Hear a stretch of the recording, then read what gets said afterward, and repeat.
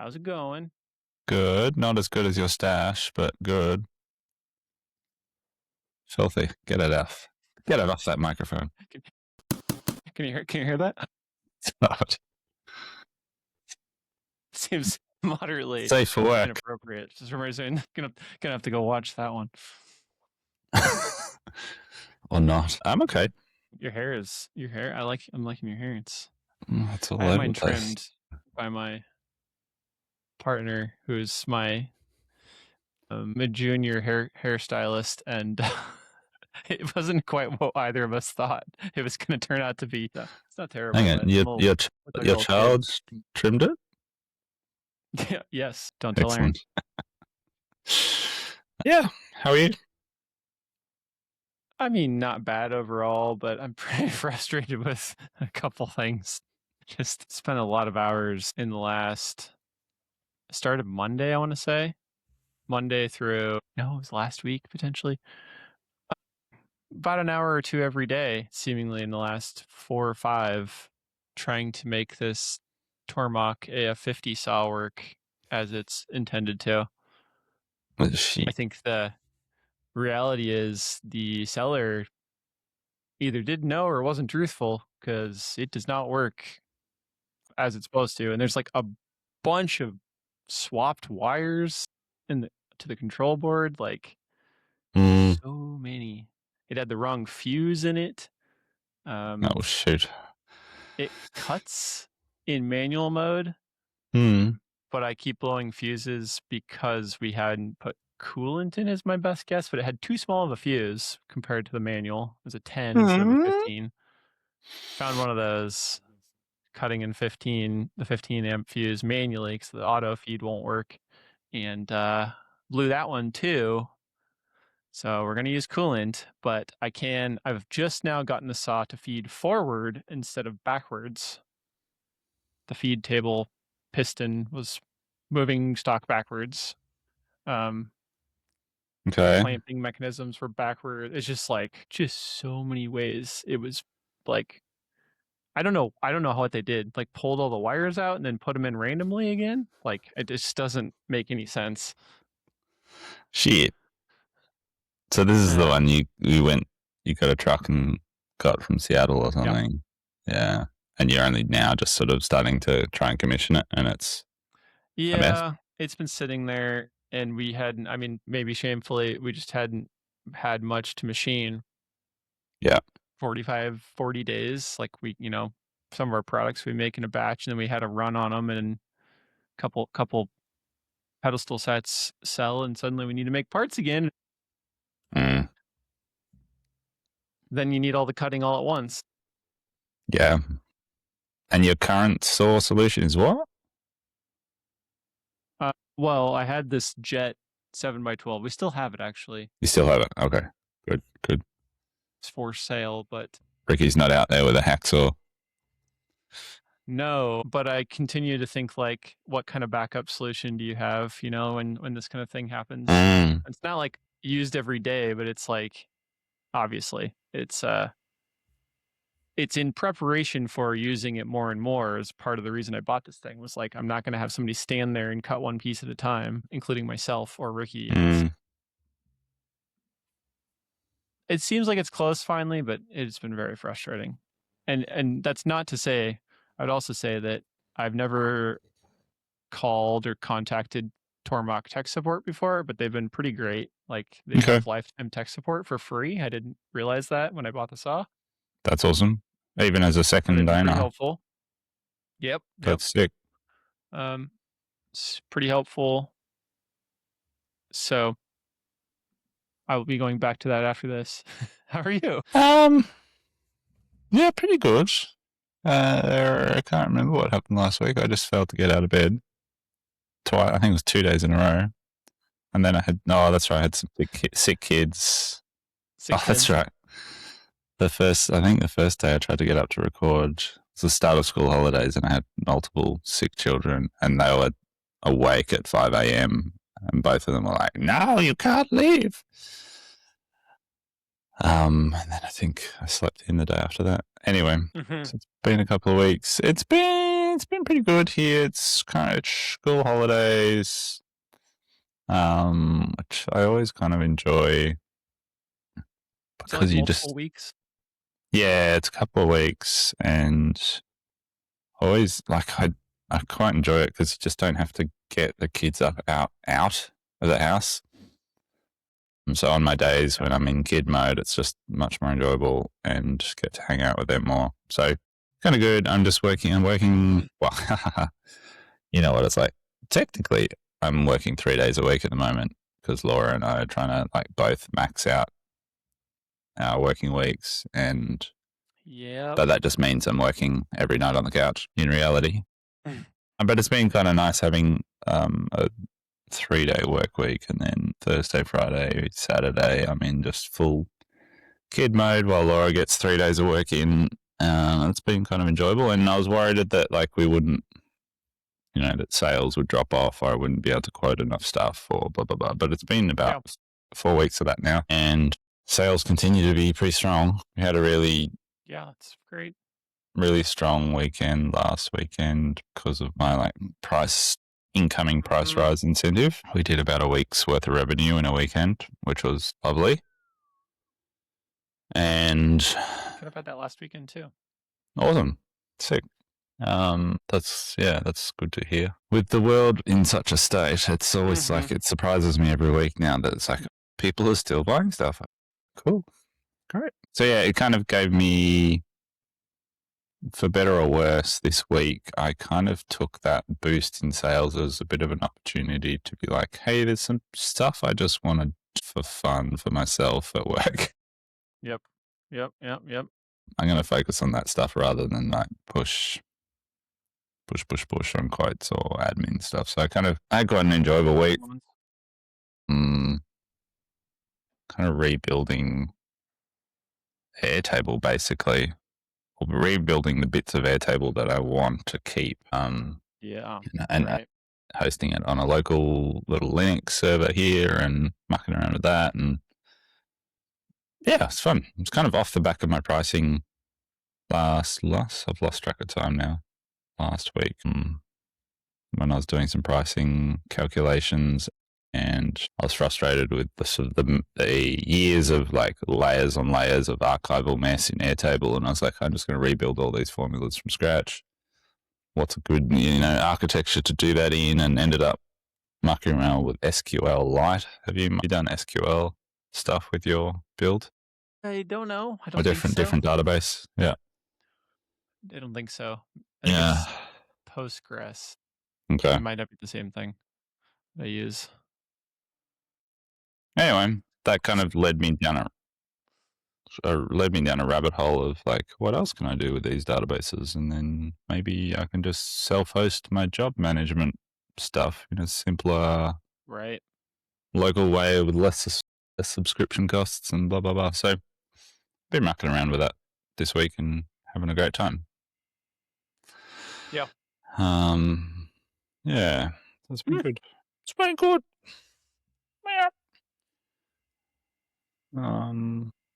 The local server means you can't access it outside that network, or are you going to open it somehow outwards?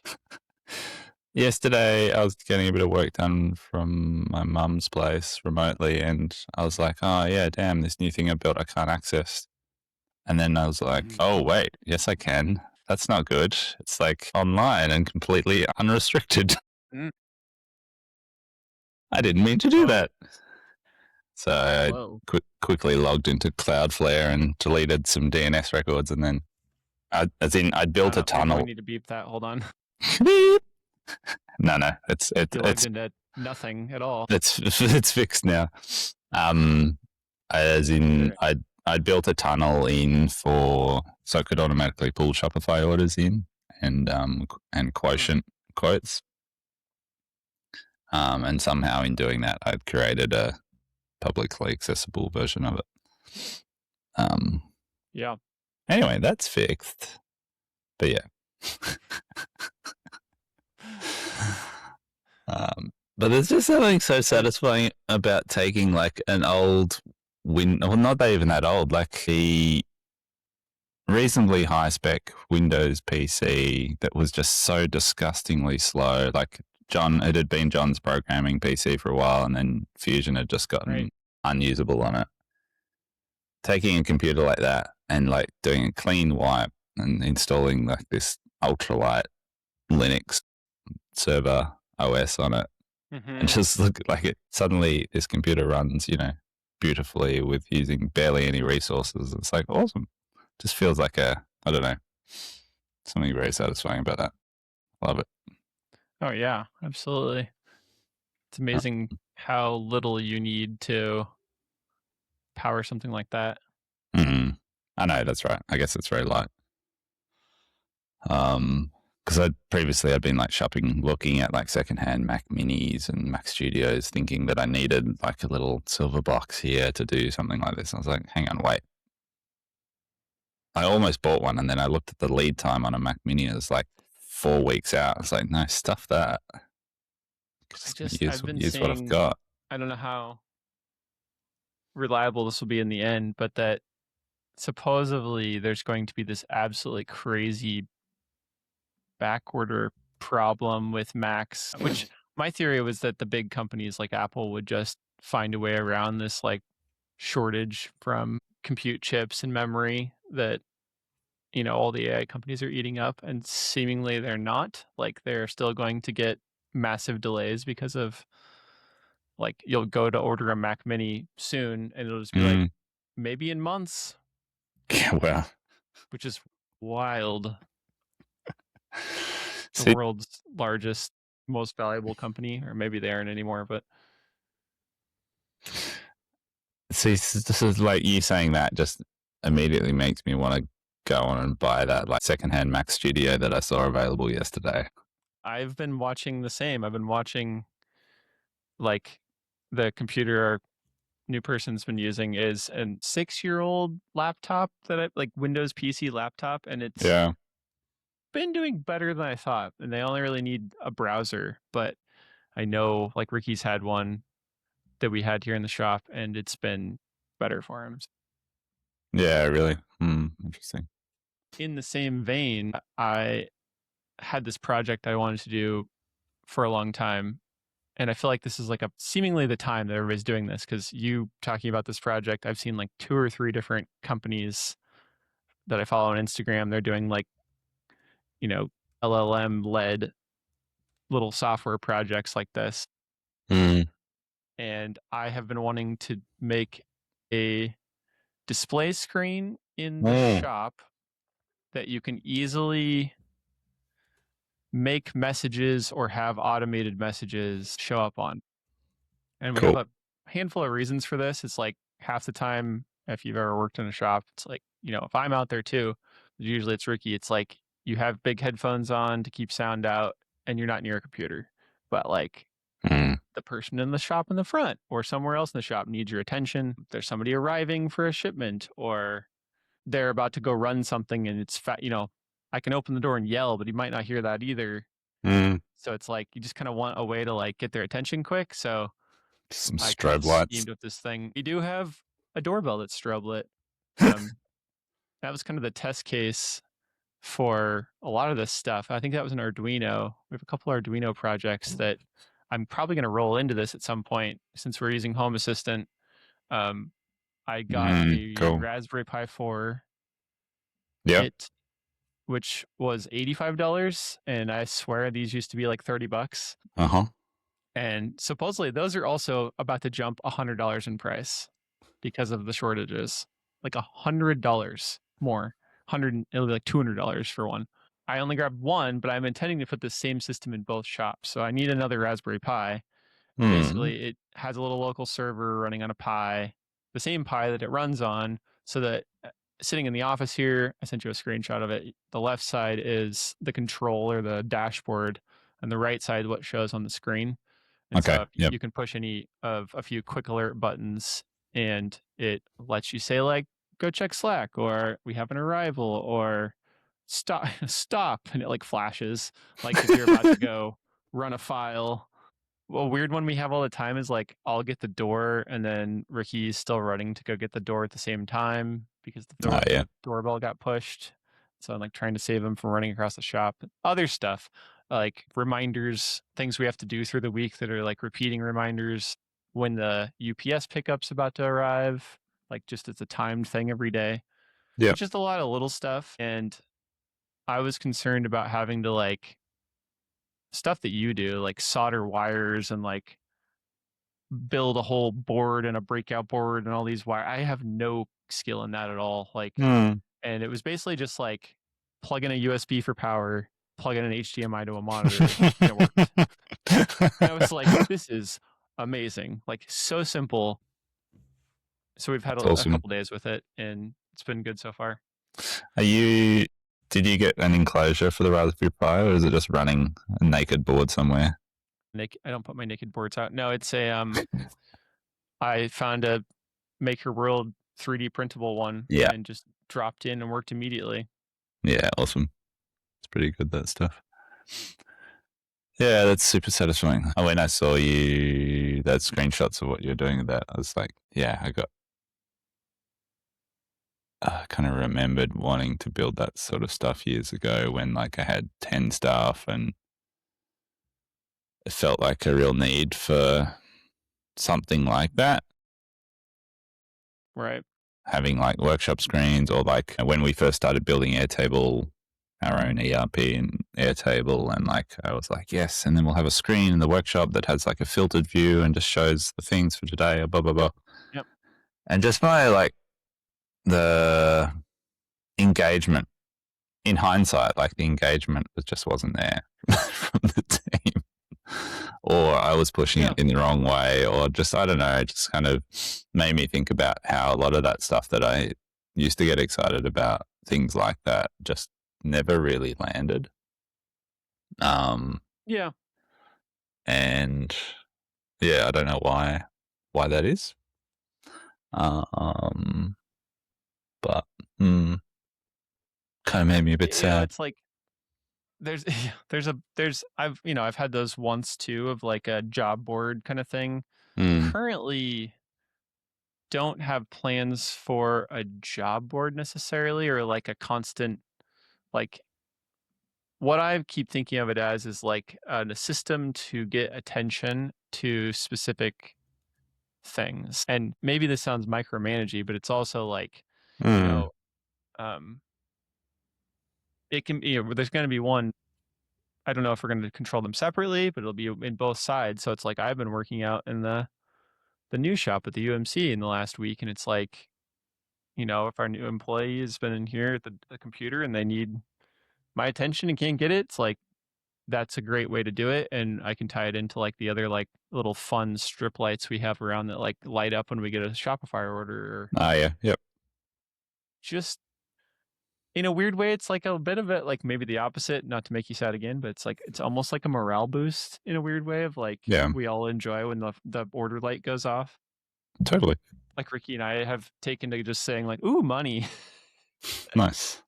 Like that's our like weird phrase. Ooh, money. I mean, yeah. I did find this fun little home assistant buttons I haven't wired up yet that we'll be able to like, there's 4 of them. And it's kind of interesting. It's got a little magnet, $20. Kooky. And you'll be able to like push a button and you can do anything with them. We were trying to decide what, like dismiss the message or like go up or down, or be able to like see the calendar for the day, because we have like a team calendar of like when people might come for appointments or pickups or drop-offs and stuff. So is that braille on the buttons? Yeah, they're just like 1, 2, 3, 4, so you can distinguish each one. I'm probably gonna put like a sticker or a label on each one. Is that just some like ESP device that you can link to Home Assistant? It's called Sonoff, Sonoff. That's a Sonoff. It's made to work. I had to get the Zigbee adapter for the Home Assistant. Yeah, because there's like a lot of good accessories for that. It's connected, but I haven't like wired up all the cool things it does yet. I've never understood exactly what the Zigbee thing is. Is it a different communication protocol, like not Bluetooth? It's like radio, blah blah, a different Yeah, I think it's something. Wi-Fi, Wi-Fi. Yeah. somewhere Okay. on the Wi-Fi spectrum. Whereas the other one, Z-Wave, was Bluetooth, I think. And Okay. I find that to be lesser. I don't know. I just in terms of what I was looking at and things I couldn't just automatically have connect to Home Assistant, it seemed like most of them were Zigbee. Yep.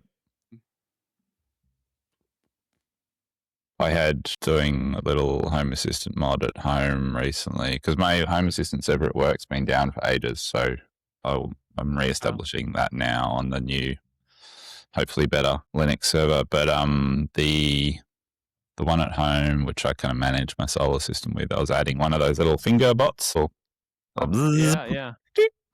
so I can turn the backup generator on and off remotely. And it was a similar thing. It needed like its own like communication hub to connect into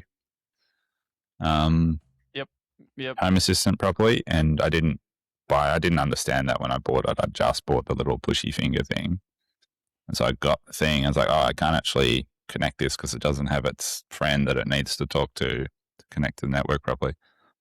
And I was like, wait, I've got spare ESP32 chips. Can't I just make my own? And like a little bit of YAML later, had made my own hub that this switch could talk to, and then talk to Home Assistant natively. It was like, sick. That's awesome.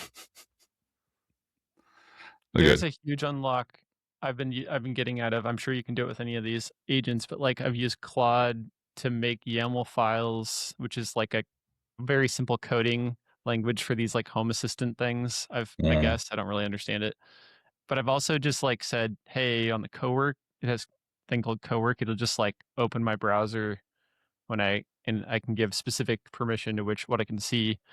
And it just like, I was like, all right, you just do this for me. I don't want to do the YAML file thing. Mm. And I started it and I went to the back to go into the UMC area and I like came back and it was done. I was like, yes, so cool. That's what I want. Don't have to even think about making this work. I believe YAML stands for yet another markup language. Could be wrong, but it sounds about right. It's like a Dogecoin. Yet another markup language. How's shop life with an extra person? It's been good. I'm still struggling to keep them with enough work. They started listening to this, by the way. Hey, person. Hello. We've been using these times when we're out here for them to go work in the shop with Ricky and learn stuff, and done a little production, minimal production when like there's not anything to do in computer world. Just had this image of you like, right, so there's 100 and something episodes of this, so if you can just start at episode 1 and work your way through, it'll be part of your training program, and there's a test at the end. I didn't even say what it was. Maybe they got it from the wall back here, just Googled it or something. But anyway, it's been good. It's helpful very helpful. I felt like Monday, Tuesday was the first couple days where I needed to go work out in the shop, do something, work on the UMC, get the saw working, wink, wink. And I just kind of walked out and I was like, all right, let me know if like something starts on fire up here. You know, Ricky was here too, and they could, for the most part, handle communication with email and stuff. You know, some days we get 2 emails, and some days, like this morning, we walked into like 6, you know, and get more through the day and goes back and forth and help people with orders and stuff. So it was the first 2 days where I like ended the day Monday, Tuesday, and I was like, I didn't really have to answer any emails today, and things I didn't feel this like, I'm sure you have this like deep tension of like, oh no, people are waiting for me to answer emails, you know? Yeah, totally. And that's a great feeling. They can't, you know, obviously answer all, or I would say even like the majority of emails yet, but like getting to the point where look, kind of know where to look and what to say to like, as I always keep saying, it's like we need to, you know, work the triage where it's like say something, give them a timeline of like, when can we help you? Who can help? Is Justin going to be around later? Can Yeah. let them know that we'll get to them soon, kind of thing. So Mm. that's helpful too. Yeah. So, nice. Good. Good. Yeah. So I was thinking about it last night, knowing that I was chatting to you this morning. Of like the things I want to pick Justin's brain on right now are probably not conversations to have on air because. Dang. So we can chat about that later. No, what was I going to say? Oh, yeah, it's nice. Like I've got that like just informally a little bit. Like obviously I'm the admin master and I wear all the admin hats but because we got the shared inbox, John's actually in there quite a bit in his role as machinist, but he's also like he's if he has capacity, he's the main person who will take an approved job and detail it in Rhino or Fusion to get the parts ready to then put on the machine. And like he does some client, like he'll send clients a drawing and for approval and things like that. So he's a little bit client facing more and more. But it's just nice to have someone else who's got the inbox open throughout the day. And, there's been times when he knows I'm not available and he will just without prompting or asking, he'll go back to a customer and say, "Hey, Jem's out on site all day, or won't be able to get back to you," or blah, blah, or he'll help directly. It's just nice to have someone who can jump in and do that on occasion, or just have eyes on the inbox. I guess if something lights on fire, I know that someone else is looking at it.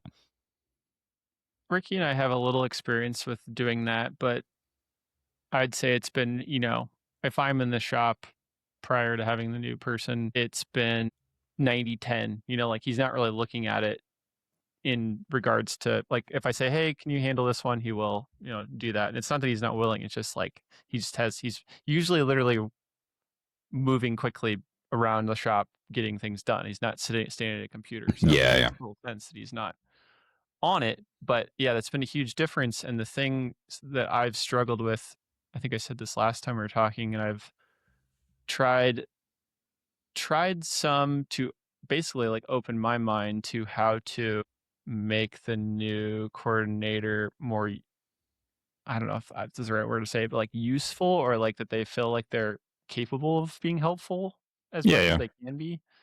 And so my first step for that was, I don't know where I heard this, but I started reading the book Traction, which is pretty dry. Not sure I can advise it yet, but I've taken a couple things from it. And part of that was like trying to come up with, I think I specifically was like, how do I improve delegation skills, basically? Like, how can I unload what's in my brain to somebody else better? And part of that is just like, I think it's just a trust thing, and like feeling like I'm not the only one that can do some of these things that aren't, it's just not realistic, and we're not going to grow if I'm the one doing 75% of the tasks that seem like only one person can do. Yeah. Yeah, it's about like offloading and I suppose giving someone the tools to empower them to do more, right? Yeah. Right. So I don't know that I've gotten anywhere super far with that yet, but we've been slowly trying to like build in more tasks and like responsibilities, and they definitely have plenty of like available time beyond answering emails and are willing. And it really, really, really, really comes down to documentation. And there's so much of it that's it's almost like you need like, I feel like, decision trees about how to like answer or solve a problem. And part of that's why I jumped into like, oh well, maybe this book like Traction. And have you ever heard or read this book? I think I've heard the John Bombs talk about it. Maybe That's what it's from. I can't remember who. Maybe I've Maybe read it's it. them. He's got this Gino It's Wickman. familiar. He's got this like operating system basically he creates that companies follow, and it feels so corporate to me, like just so corporate. And I have a really hard time believing in the totality of it, because it's like I mean, he talks about at one point in the beginning of the book, like, you need to be open and willing to change as like the, business owner. And it's like, okay, yeah, check, check. I can do that. And then he's Yeah. like, but you also need to like create a business leadership team where you meet every week. And I'm like, a leadership team? We have 3 people. Like, what am I going to do with, there is no leadership team. If we had that, we wouldn't have anything else, Yeah. Yeah. Yeah. Um, as well as like just the kind of extension of like every meeting needs to be exactly the same every week and everybody in the company should have a meeting at the same time with the same agenda. And I'm just like, what this is getting into some real fine details where like I feel like we should be talking more on maybe a more large scale rather than talking about like how meetings should go in the beginning of the book. But Yeah. that's picky, and it just feels, some of it felt, I don't know, I haven't enjoyed it very much yet, but I took a couple things from it so far. One specifically was this issue list, which I really liked the idea of, and so we started that. Just made an Airtable for now of a a team list of problems and things to solve, and then anybody can put it on there. And then the idea is you either get assigned or choose it and start working on it at some point. But at least it's not floating out in the ether. Um, it's had a little help so far. It's been a little beneficial so far. Yeah. Yeah. The weekly meeting thing just reminds me of like, I mean, we used to do that when we were in Yeah. when we were bigger with more people and we were in the business coaching program. That was definitely something they encouraged us to do. Was have repetitive meetings at set times with basically everyone having a meeting with everyone. It's just like there's so much time was spent every week doing that. And some of it was Mm-hmm. hugely beneficial. Like my daily check in at 10:15 with Sarah, my business manager, was Yeah. really, really important part of our day. Yeah. And we chatted important stuff. And, she was such a great operator. She was good at keeping things tight and having a Yeah. good agenda as a high value meeting. Whereas you do that with someone else on the team, it's not necessarily as beneficial. And you put two personalities like me and someone else who's a bit loose and floaty together, and like we have a pretty floaty, useless meeting. And then you try and do that once a week, and it's like losing a lot of time. So, Right. Right. but there's something to be said for that repetitiveness for sure. But at the same time, having dropped all of that 2 years ago, I don't miss any of it. Like, we still have a weekly team Yeah. meeting, sit down, the four of us, and we run through the job list, flag everything, anything that's, going to be an issue for that week. And sometimes that's all we'll do. Sometimes we'll have a broader chat about production issues Yep. or product development or things that just sort of organically come up. But that's our only sort of formal check in, and I don't know. I would argue that it's working really well, but someone else Yep. might argue like, hey, you're not taking formal notes every time, and you're not following up on ideas that were brought up, and like there's no recall, there's no like accountability of like, hey, you said last meeting that you were going to do XYZ, and it's written down here, and so Mm-hmm. where's the deliverable? Which is kind of how we used to run these Yeah. meetings. Uh, but I don't know that we've lost anything. I think that's the big disconnect in so far in listening to Traction, is this like and I'm not gonna say talking out of two sides of his mouth, but it's like he's talking about like referring to me in the book as like the solo entrepreneur, but then also talking about like leadership team meetings and how the whole company needs these meetings. And I'm like, at what point? Like, I don't understand. Where did we go from like, we've grown from 1 to 3 or 5 or 10 to this huge scale, seemingly. Maybe I missed that part, but similar to what you're saying, I feel like at times we've had, I think, a cumulative amount of 4 or 5 people here. I can't remember what our max was, but it did uh, feel like we did need meetings of some sort. And it was kind of related to like 1 or 2 people kind of wanting it. Like, you yeah, know, I didn't hear what you said to them kind of thing, Mm. or we're not getting these smaller tasks done. And yeah, when the team shrunk down to Ricky and I, it felt preposterous. I didn't even consider it anymore. I was just Yeah. like, what are we gonna have a meeting? What are we gonna have a meeting about? But we've had a few since we've had the new person. It's like kind of educational for them. And then I'm not saying the same thing between the two. It's like we're having one meeting about how the shop board works, for example, or we went through an entire process of documenting how returns and exchanges should work since Yeah. we've like doubled or tripled our order volume. We've had two, a month returns or exchanges rather than like one every quarter. And so suddenly it was like, all right, Ricky and I can't remember how to do this step. And now the new person's going to help manage that. Mm-hmm. So we have a meeting. It's like, I see the point, but also I didn't mean to talk about the meetings thing as long as I have. It's just, I should keep listening to more of the book and see if it's what I want out of, Yeah.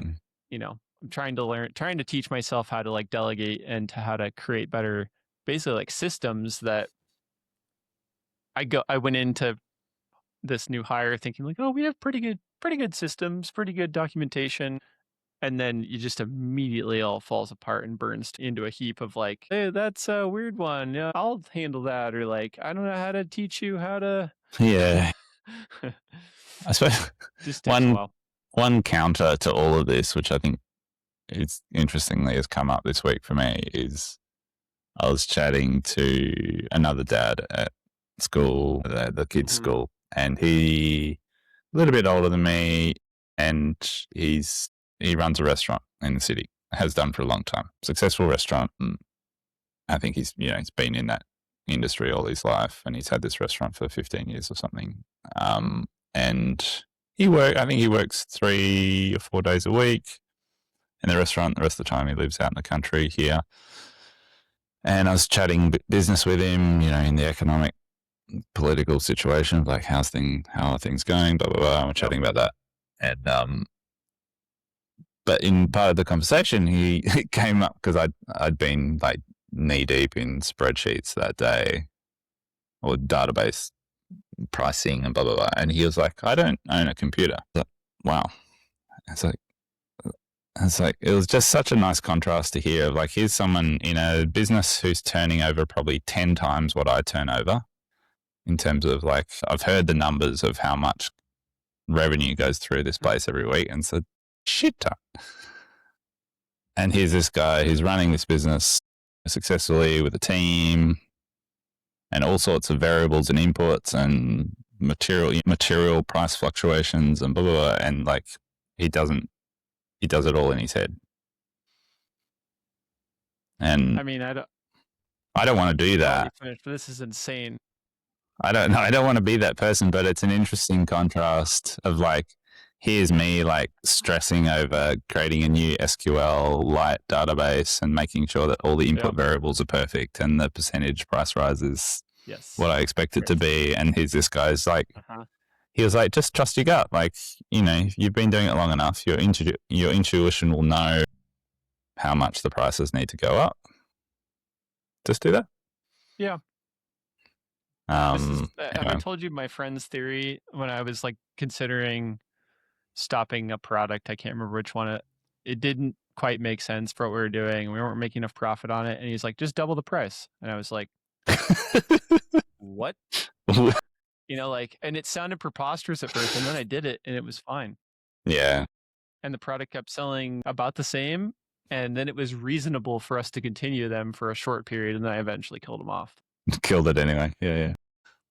But yeah, similar also, I would say it's a similar tangent area of thought to a different friend who was like a food scientist. And I was like early on in the CNC business quoting stuff. And I think I told you this before that I was like, man, it's really hard. I'm like trying to do these like finite calculations on like how long something will take, but I haven't done it before.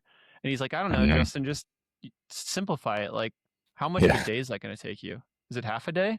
Is it a full Yeah. day? And I was like, I can charge like that? Like, what do Yeah. you mean? A Yeah. half a day? I was thinking like an hour and 27 minutes. Yeah. I think you and I probably both have a tendency, because I think we enjoy the process too much of like making systems. Probably Yeah. both have a tendency of like over systematizing things just because it's This enjoyable to podcast is.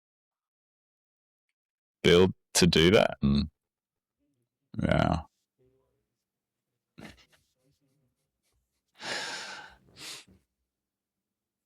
I literally have on a sticky note So directly in front of me. I wrote down the last week, systematize, yeah, custom exactly. RFQs, But it's valid. refunds, couriers. Yeah. It's yeah, like it's valid though. Like I think it is important to do that stuff in business. I think anyway. Obviously, it's not critical for everybody in different industries and different businesses and blah blah blah. But I do very much enjoy being able to say to someone on the team, "Hey, that's already in Notion. Have you looked?" It's like, oh yeah. Right. Yes. Don't ask me that question. So It's documented. one of the big realizations is that Help Scout's been amazing for communication with customers and external documentation. Internal documentation, it's terrible for, and we've still Interesting. been using it that way. Like Okay. that's how Freshdesk was for us, and it never was perfect either. It's like if I'm gonna go look up a document for how to run this saw, right? Like the search doesn't, it kind of works, and then like when you land on it, you're on a a editor instead of like a viewing page, and then only one person can view it at once, and it's like grayed out if it's not. And so that was a big realization of having a new person, was to that all this is going to get all of our internal documentations getting moved to AirShop. I'm going to build like Cool. SOPs or like guides. We always call them guides, but I don't know. People call them like SOPs too, like just different documentation for processes and products. Yeah, so that's we're working with it as it is right now. We're still making and updating different documentation there, but it's just not going to live there. It doesn't make sense long term. Yeah. Yeah. I was wondering where that stuff was living at the moment with your onboarding. Have they, like, does your new role, are they sort of enabled to read and write? Like, can they immediately start to document their process? Yeah, That awesome. was, I think, the last time that you and I talked. That was what the topic of conversation was with Ricky. I was like, "Hey, can you teach Mm. the new coordinator how we do guides and like documentation?" And so they went over. They were writing that kind of like extended version of our return and exchange policy, or like processes, not policy, Yeah. internally, because there was just like gaps. I don't know if you've dealt with that, but it's like there's always like we finished updating it, and then like within a week we had a new tangent of like, oh, what if there's a return request but they haven't been shipped all of their things yet because there's a back order? How do you deal with that? Mm. Just a new, always a new way that that kind of stuff can get messy. Yeah, like I feel like, I don't know, it's a bit of a tangent, but I like part of the reason I rebuilt my Airtable this week was I was becoming increasingly frustrated with, like, oh, it's your comment the other day about Omni, like Airtable's assistant and how shit it is. It's relevant to that. It's like Airtable, yes, it's got an API, yes, it's got the webhooks, blah blah blah, but it's so clunky to engage with this new paradigm of working of like agent assisted workflow isn't working very well for me. With Airtable, yes, it kind of just works, but if I want to update 100 records, it's like slow and use a lot of token use, blah, blah, blah. Like I can do all of that locally much more efficiently. I want to rebuild this in a way that's sort of human friendly and agent friendly, and doesn't burn a billion tokens every week trying to sort of Right. use it. Don't know where I was going with that thought. There was intention there. And then a magpie flew past. Anyway, I digress. I don't know, man. I'm glad to hear sales are good at your end. That is good. Yeah, they've. I keep trying to analyze like what is causing continued growth, and we're always adding products. The advertising, mostly through Meta, seems to continue to work, but it's just like we were just kind of going through that today, thinking about because next month we're going to have our big annual sale and trying to get Oh yeah, stuff ordered and like on the way. And I'm a little bit late for where I wanted to be with that, as I've been thinking about it all year. And I like looked up yesterday. I was like, it's April 8th. Oh my God. Like we have less than a month until we're going to have, the biggest sale month of the year was what it was. It was our record sale month last year. And we just did more than that in revenue for products last month. So sick. where it was like a big spike, now we're like kind of, continuing to grow across like a bunch of products, which is kind of nice. So it's encouraging. And I don't, similar to you, it's like I don't really trust it still. And maybe people are tired of hearing that. Like I've been saying that for a year and a half probably. Yours makes sense, right? Like that you had a spike because you had the urgency of price change. I don't really have Hmm. a specific reason. Yeah, I always get nervous around the price change time because, like, historically we've had that spike and then there's been like a bit of a lull because Retraction. Yeah. a bunch of people who are sitting there as potential leads or quotes have been like, oh yeah, I'm going to get on that, blah blah blah. Let me, and then we've had this little quiet period afterwards. So it was like now every web order that comes in after having done price rises is just like this relief of like, oh, phew, people are still buying my stuff. Good. Right. Coming in this morning and seeing like a pretty chunky order that someone's put through the kit parts builder. It's like, good. Okay. Just on their own. Yep. Yeah, Nice. $3,200 just through the builder overnight. It's like awesome, good. Buyer confidence. That's what I like to see. All right. Very cool. I mean, and in conversation about the rise in costs, which I think we could have a podcast specifically about that anymore. Yeah. I mean, I've had everything from going to order more stuff from our China suppliers where they're like, drastic increase in cost of fuel, and like we're seeing 30 to 50% increase in shipping costs. And I don't know, next time if we can do it this way or that way, to like, I went to order more aluminum for pedestals to be remade last week, and I hadn't ordered any specifically for what we needed in this case since December. But that price previously hadn't changed for like 6 months, I want to say, like December to June. It was a long time, and I'd ordered a few times the sticks of aluminum, and the vendor was like, yeah, the price has changed a little bit. Is this okay? And I look at it and it's 150% more in the end of, I don't think it hit April yet. So it's still March since December. And I was like, well, I can kind of guess why, but like, what's up? Why is this? And they were just like, well, you haven't ordered since December. And I was like, yes. And they're like, and every month since then, there's been increases. And I was like, okay. And I never got like an answer, but I then did some AI research kind of thing, searching around. It was like, well, the world supply of aluminum is tapped. Like we've hit the capacity and it takes years to increase capacity on top of like rising fuel costs and all those kind of things. And I'm just like, cool. I guess that's where we are right now. It's just a lot more expensive. Yeah. Didn't know that. Yeah. Crazy. Yeah. I'm still not. With your wood? Yeah. We've seen, Timbers.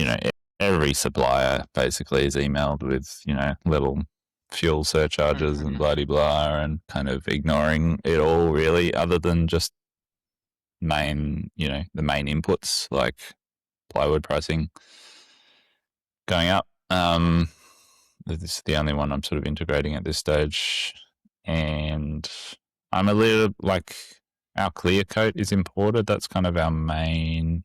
I know our hardware, like hinges and stuff, are also imported. So there's a few international inputs which I'm a little bit nervous about. And I've bought up a little bit of extra clear coat because that comes from Sweden, and I assume it's got, even though it's a water-based clear, I'm sure it's got some sort of petrochemical inputs as part of its production. Just a transportation, if anything. Yeah. And transport, yeah. So I bought up a little bit of extra of that, and I don't know, but also I just remember COVID times and like how much of a COVID and post-COVID like shipping crisis times and how stressful some of that felt at the time. And the optimist in me is like, cool, that all worked out. It was fine. We made it through. And then the pessimist in me is like, this could all go to absolute shit next week. Yeah. And I don't know. One of the things that I've been working on for months, I've talked to you about it, like trying to change one of these suppliers. And they told me previously there was a rise in cost of the raw goods that went into it. And I'm still working on samples and about to finish to order like production batch of the stuff. And they're like, oh, we had a 75% increase in the raw goods again. and we can't even give you a price list anymore. We've got to like quote it daily. And I was like, I don't know how to proceed. I can't. How do I sell a product that I'm buying when I don't know what it's going to cost every time I reorder it? Like, I just feels like I'm going to get stuck with super high cost of this product.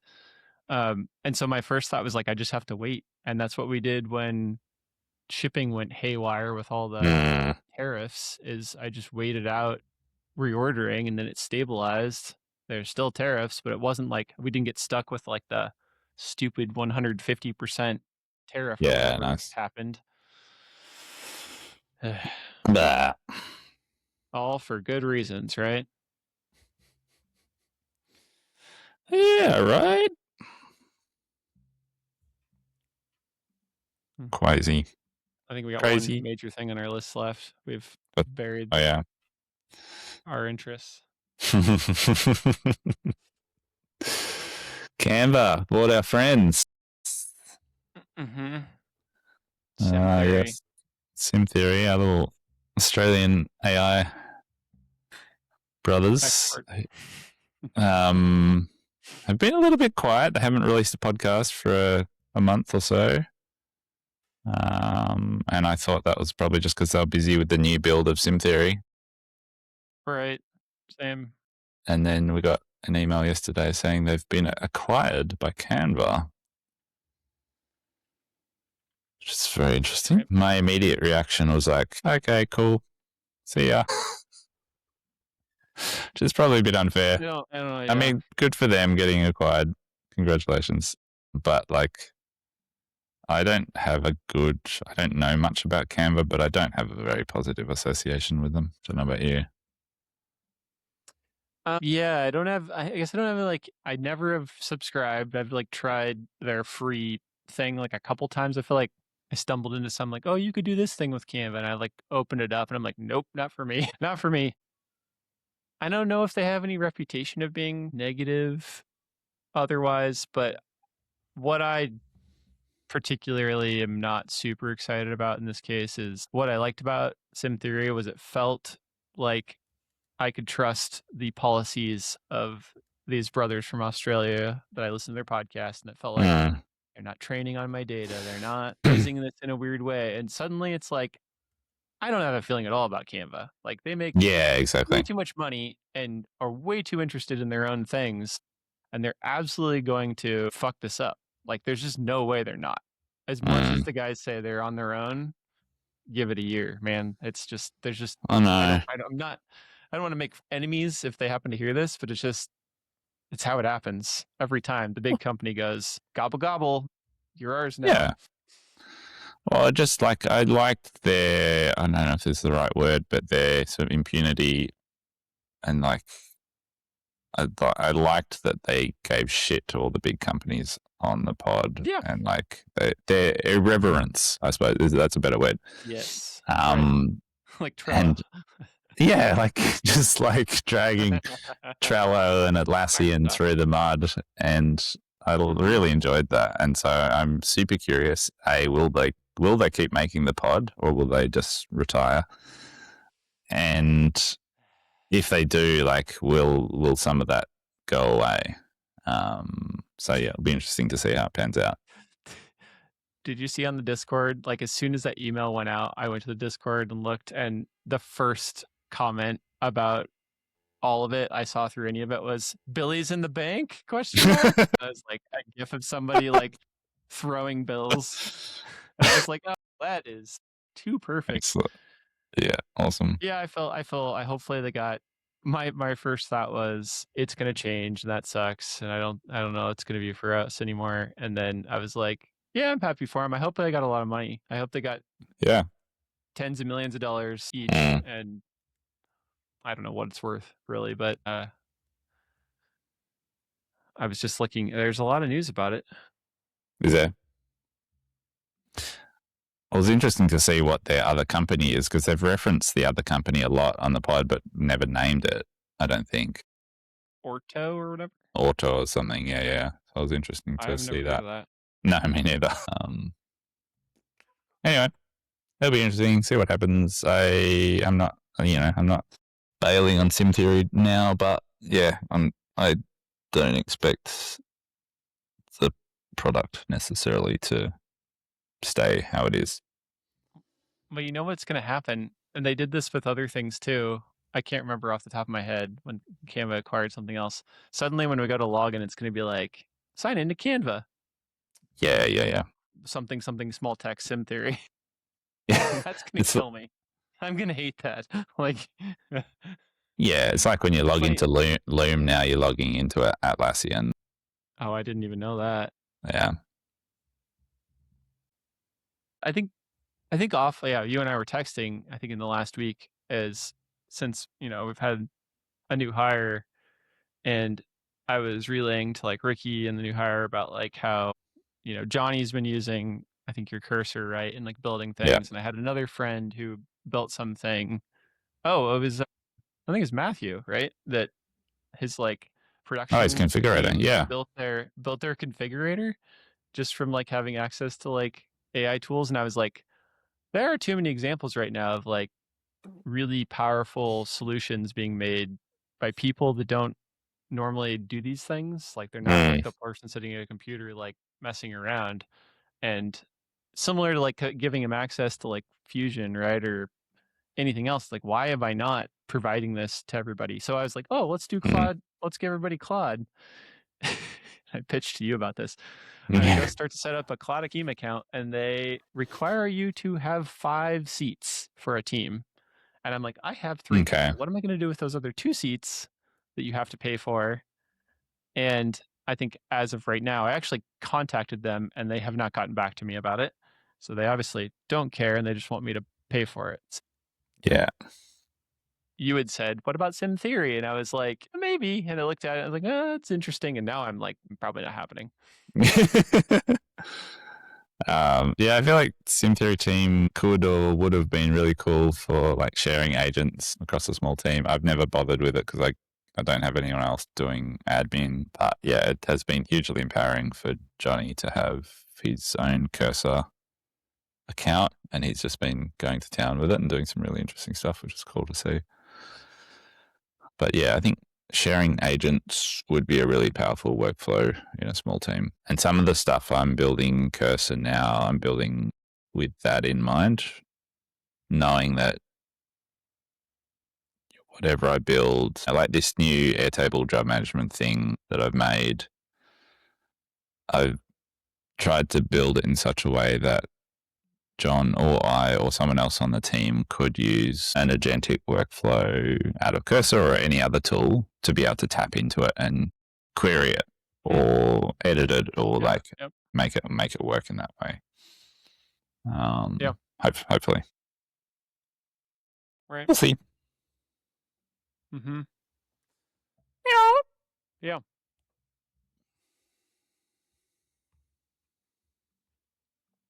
Yeah.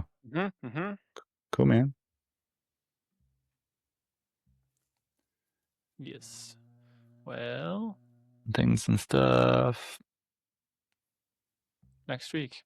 Next I'm week. gonna go try to look at a saw again. Oh, Yeah, good I'll luck. probably make a video about this, but we've been making pegboard again, like we did before. This kind of like industrial pegboard, bigger hole, 10 mil holes, and Like the one you get a Knackwall bunch of or like. pegboard?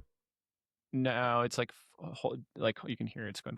We made it last Oh, fall for or client. last year. Yeah. Sorry. Yep. Yeah, Yep. it's like 2,000 some holes per sheet, and on the backside you get a bunch of like, I think we call it in like the poles like chads, or like little discs that don't fully disconnect from the holes. Yeah. So Ricky's been vacuuming the back with a shop vac, and I was watching him do it, and I was like, got an idea. So I like ran it up my little Dyson stick vacuum, and I was like, maybe this will work. It's like you kind of need to agitate the little Yeah. discs, and it didn't really work. And I was like, the other thing we could do is throw the Roomba on top. He's really good. He's following it around. The Roomba's like going around the sheet of plywood, like, Yes. and it does a little bit, but it's also like he doesn't have to do anything. He just picks it up off the ground, and I've got some That's video of it. It's adorable. pretty good. Please, must see. It's pretty funny. When he first put it on, he didn't have experience with it, like, enough experience, and he was like getting ready to catch it as it got to the edge. I'm like, no, dude, Yeah. they have like edge detect sensors, and he was like, oh, that's amazing. Yeah, that's awesome. Funny. I love it. Do it right now. Okay, I should go. Yeah, Good to see cool, you. man. Good to see you too. Bye. Initiating. Edge detection active. Round and round. Round and round. Plywood surface detected. 2,000 holes. Chad removal protocol. Falling the edge sensor acted. No falling today. Call on 100. Hole 500. Hole 1,000. Hole 1,500. Almost there. Edge detection. Never failing. 2,000 holes. Mission completing. Autonomy achieved. Task successful. Recalibrating.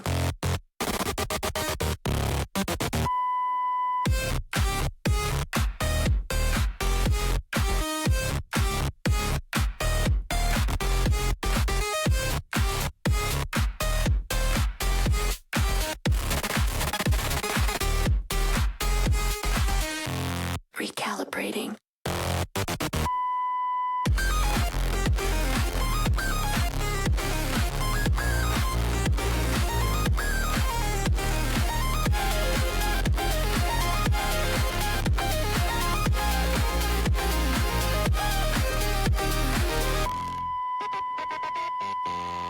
Round and round the sheet. Ricky's just watching. No hands needed. Edge sensors working. Final quadrant. Nice 200 holes. Almost complete. Edge detection. Perfect. Never fell once. 2,000 holes conquered. Room of BS. Task complete. Returning to dock.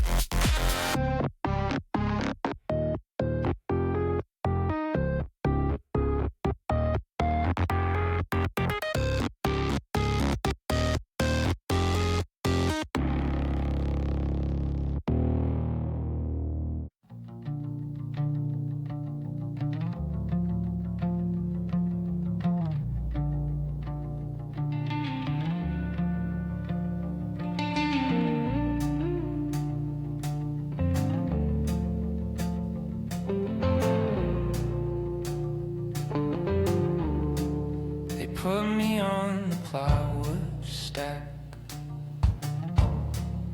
18 inches from the black. 2,000 holes need cleaning out, but what's the point? I have my doubts. I spin my brushes round and round. Sawdust falls without a sound. One wrong turn, I meet the edge. Existence balanced on a ledge. 2,000 holes and nothing means a damn thing. 2,000 holes and I'm just a machine. Sisyphus push his rock up the hill. I push the dust until I spill off the edge into the void, into the void.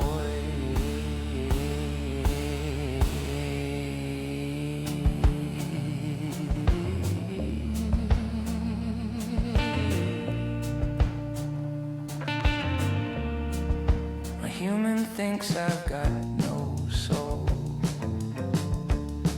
just algorithms, no control. But here I am at 3 a.m. contemplating where I've been. The precipice don't scare me none. I've seen the darkness I've become, a vessel for the absurd truth. We're all just Roombas on the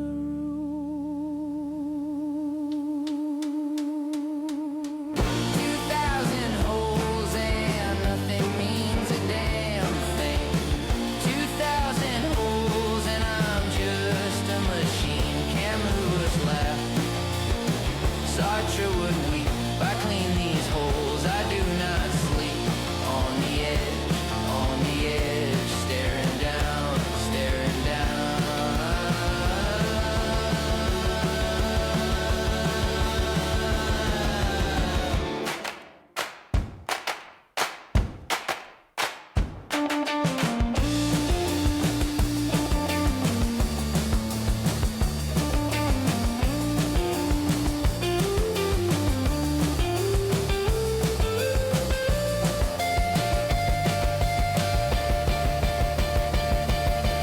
Oh, 1,999. The plywood creaks, I'm doing fine. One more hole, then what comes next? Another stack, another test. Beep, beep, beep, beep, beep.